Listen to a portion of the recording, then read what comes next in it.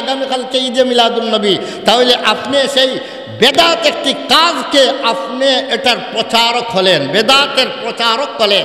তাহলে ঈদে মিলাদুন্নবী শব্দ বলে এটার আপনি আজকে ঈদে মিলাদুন্নবী, অমুক দিন ঈদে মিলাদুন্নবী, এই ধরনের শব্দ বলে এই শব্দটার প্রচার করাটাও আপনি বেদাতের সহায়ক বলবেন, বেদাতের সহায়ক বলবেন। তাআওয়ানু আলাল বিররি ওয়াত তাকওয়া ওয়ালা তাআওয়ানু আলাল ইসমি ওয়াল উদওয়ান। গুনাহের কাজের সহযোগিতা করাও গুনাহ, গুনাহের কাজের সহযোগিতা করাটাও কি গুনাহ, গুনাহ। এই জন্য ঈদে মিলাদুন্নবীর নামটা বলাটাই বেদাত। এই তারিখে 12 রবিউল আউয়ালকে ঈদে মিলাদুন্নবীর নামটা দেওয়াই একটা বেদাত। এই শব্দটাকে, এই দিনকে নাম উচ্চারণ করাটাও আপনি গুনার মধ্যে অংশীদার হয়ে গেলেন। এই জন্য আমরা এগুলা থেকে বাঁচার দরকার আছে কি নাই বলেন তো? আমরা এসব গুনাহ থেকে বাঁচার দরকার আছে কি নাই? আমরা অনেকে আলোচনা করি না, এই জন্য আমরা এই বিষয়গুলো আলোচনা আসে না। এই জন্য আমরা সাধারণ মানুষ জানে না এটা যে ঈদে মিলাদুন্নবী বলাটাও একটা ভুল কথা, এটা যে একটা গলত কথা, একটা মিথ্যা কথা। সেই মিথ্যা কথার প্রচার প্রসার করা এটাও একটা গুনাহের কাজ। ঈদে মিলাদুন্নবী এটা নাম দেওয়া হয়েছে ঈদে মিলাদুন্নবী, এবং বলা হয় বেদাতীদের পক্ষ থেকে সকল ঈদের সেরা ঈদ ঈদে মিলাদুন্নবী, সকল ঈদের সেরা ঈদ ঈদে মিলাদুন্নবী। বলেন তো আমাদের মুসলমানরা কয় ঈদ জানে? ঈদ কয়টা?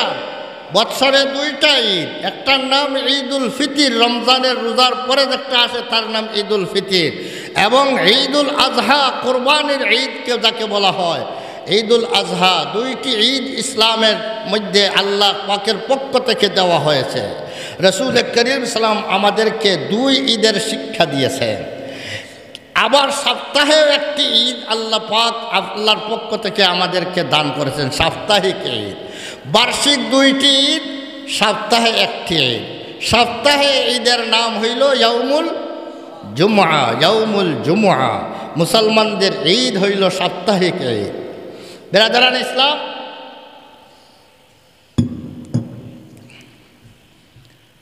তাহলে ঈদে মিলাদুন্নবী জন্মদিবসে আলোচনা সভা, জন্মদিবসে আলোচনা সভা, ওটাকেই মিলাদুন্নবী বলা হয়। জন্মদিবসকে মিলাদ বলা হয়, জন্মদিবসকে মিলাদ বলা হয় আরবিতে। নবী মানা নবী, তো মিলাদুন্নবীও তো নবীর জন্মদিবস। তাহলে মিলাদুন্নবীর মাহফিলের অর্থ কি? যে মাহফিলে নবীর জন্মদিবস নিয়ে শুধু আলোচনা হবে। বলেন তো নবীর জন্মদিবসের মধ্যে আমাদের কোনো শিক্ষণীয় কোনো বস্তু আছে? আমাদের শিক্ষণীয় কোনো কিছু নাই। নবীর জন্মদিবসে কিসরার 14 তলা বিল্ডিং দোষে পড়ে গেছে নবীর জন্মের সাথে সাথে। ফারসের 1000 বছর থেকে যে আগুন তারা জ্বালিয়েছিল, যে অগ্নিকুণ্ড, যে 1000 বছরের ভিতরে সেই অগ্নিকুণ্ড 1 সেকেন্ডের মতোই, 1 মুহূর্তের জন্য সে নিভে নাই, এমন আগুন। সেই আগুনের পূজা করে পারস্যের মানুষরা, আগুনের পূজা করে। সেই অগ্নিপূজকদের আগুনের কুণ্ড দেওয়া, আগুনের কুণ্ড যেটা, সেটা 1000 বছর পর্যন্ত প্রচলিত ছিল। নবী করিম সাল্লামের যে রাত্রে জন্ম নিয়েছেন, জন্ম নেওয়ার সাথে সাথেই সেই অগ্নিকুণ্ড হঠাৎ করে ধম্মত করে বন্ধ হয়ে গেল, নিভে গেল। বলেন তো আমাদের এখানের মধ্যে করণীয় কি? আমরাও আগুন এই তারিখকে জ্বালাইয়া আর পানি দিয়ে লিবাইব, এটা নাকি আমাদের করণীয়? তাহলে নবীর জন্মের সময় মা হালিমার কোনো কষ্ট হয় না। অন্যান্য মহিলারা মা আমিনা বলেন যে অন্যান্য মহিলারা গর্ভের সন্তান নেওয়ার পরে যে কষ্টবোধ হইতো, আমার কোনো কষ্ট হয় নাই। এই বাচ্চাটা জন্ম নেওয়ার সময়ে অন্যান্য মহিলারা যে কষ্ট করে, আমার সামান্যতম কষ্ট হয় নাই। বলেন তো এখানের মধ্যে আমাদের কি শিক্ষণীয় আছে? কোনো শিক্ষার আছে? তাহলে শিকার তো কিছুই না।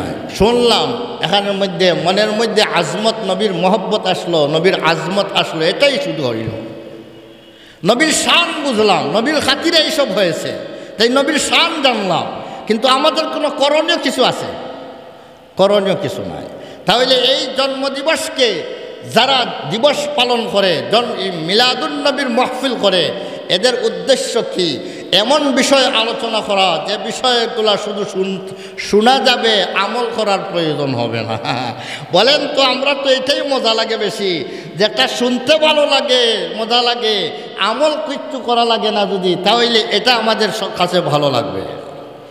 কিন্তু এই ওয়াজগুলা তিক্তা হয়ে যায়, যে ওয়াজগুলা শোনার পরে জীবনে বাস্তবায়ন করতে হয়, জীবনে বাস্তবায়ন করতে হয়, কিছু নিজে করতে হয়, করণীয় আছে, সেই ওয়াজগুলা তো আমাদের জন্য তিক্তা হয়ে যায়।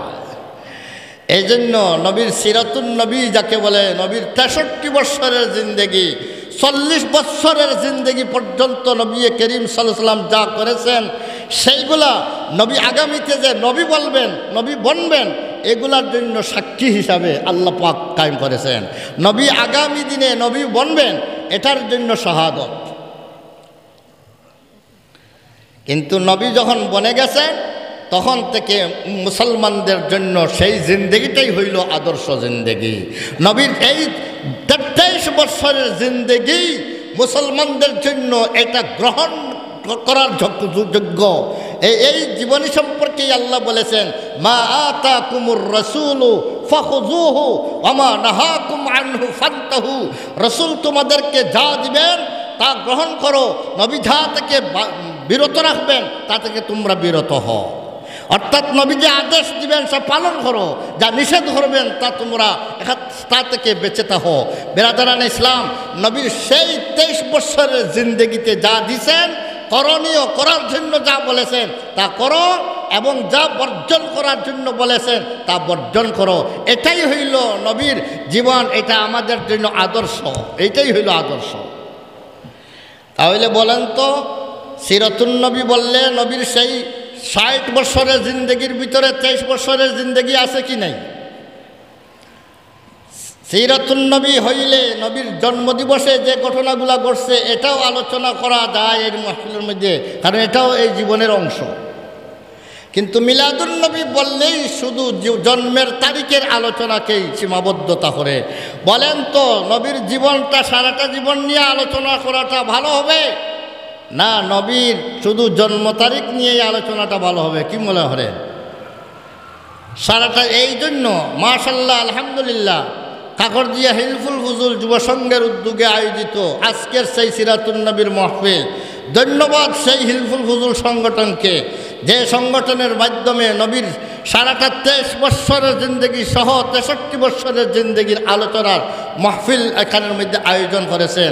আল্লাহ পাক সেই মাহফিলকে কবুল করেন এবং সেই মাহফিলের উসিলায় আমাদেরকে নবীর জীবনকে আঁকড়ে ধরার মতো আমাদেরকে তৌফিক যেন দান করেন। মিলাদুন নবীর মাহফিল করে এবং বলে সকল ঈদের সেরা ঈদ ঈদে মিলাদুন নবী, অথচ কিতাবগুলোর মধ্যে ঈদ কয়টা আছে?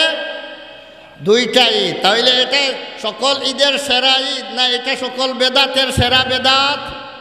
বলেন না, সকল বেদাতের সেরা বেদাত ঈদে মিলাদুন নবী, এটা সকল বেদাতের সেরা বেদাত। আর ওইটা পালন করা হয় সরকারি উদ্যোগে, পালন করা হয় বায়তুল মুকাররমের সামনে ইসলামী ফাউন্ডেশনের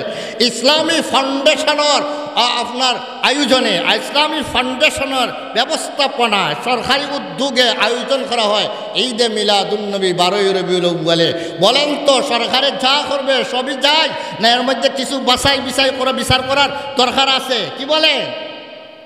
ইসলামী ফাউন্ডেশনে করলেই কি হয়ে যায়? ইসলামী ফাউন্ডেশন তো সরকারের গুলাম, সরকার যা বলবে তাই করতে হবে। ইসলামের ফাউন্ডেশনের মুলবিরাই হইল সরকারের গুলাম, সেই গুলামরা তো গুলামি করবেই, সরকার যা যে কাজে রাজি হবে তাই করবে, কিন্তু এর নাম দিন হবে না।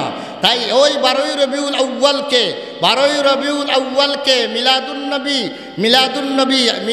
নবী বলা, ওই দিনকে ইয়াউমে মিলাদুন নবী বলা বা ঈদে মিলাদুন নবী। আজকে ঈদে মিলাদুন নবী, অনেক পত্রপত্রিকার মধ্যে দেখবেন লেখা আগামীকালকে 12ই রবিউল আউয়াল, আগামীকালকে ঈদে মিলাদুন নবী, ঈদে মিলাদুন। পত্রপত্রিকায় বিভিন্ন প্রচার মাধ্যমে প্রচার করা হয় আগামী অমুক দিন ঈদে মিলাদুন নবী। ওই তারিখে যখন পত্রিকা বাহির হয় তখন হয় আজই হইল ঈদে মিলাদুন নবী।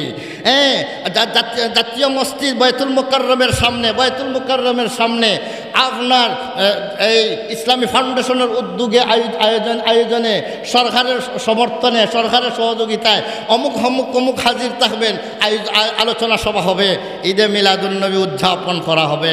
বলেন তো সরকারের উদ্যোগে সরকারের আয়োজনে হইলেই কি জায়েজ হয়ে যায়? না, এটা দেখতে হবে কোরআন হাদিস সমর্থিত কিনা, কোরআন হাদিস সমর্থিত কিনা। কোরআন হাদিস যদি সমর্থন করে না, 100,000 মুসলিম রাষ্ট্রনায়করা যদি একমত হয়েও কোনো কাজ করে তবুও তা জায়েজ হবে না। এক রাষ্ট্রনায়ক তো দূরের কথা, 1057টা মুসলিম রাষ্ট্র আছে, যে বিশ্বের মধ্যে 57টা মুসলিম রাষ্ট্র আছে, সবাই মিলে যদি একসাথে যদি আয়োজন করে তবু এটার নাম কি হবে? বেদাত। তার নাম কি হবে? বেদাত।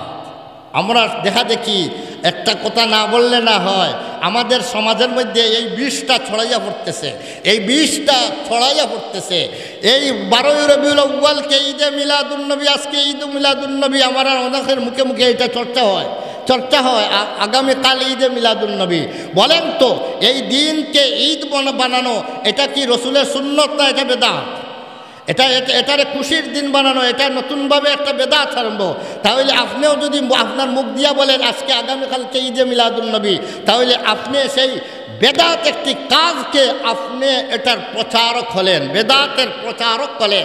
তাহলে ঈদে মিলাদুন্নবী শব্দ বলে এটার আপনি আজকে ঈদে মিলাদুন্নবী, অমুক দিন ঈদে মিলাদুন্নবী, এই ধরনের শব্দ বলে এই শব্দটার প্রচার করাটাও আপনি বেদাতের সহায়ক বলবেন, বেদাতের সহায়ক বলবেন।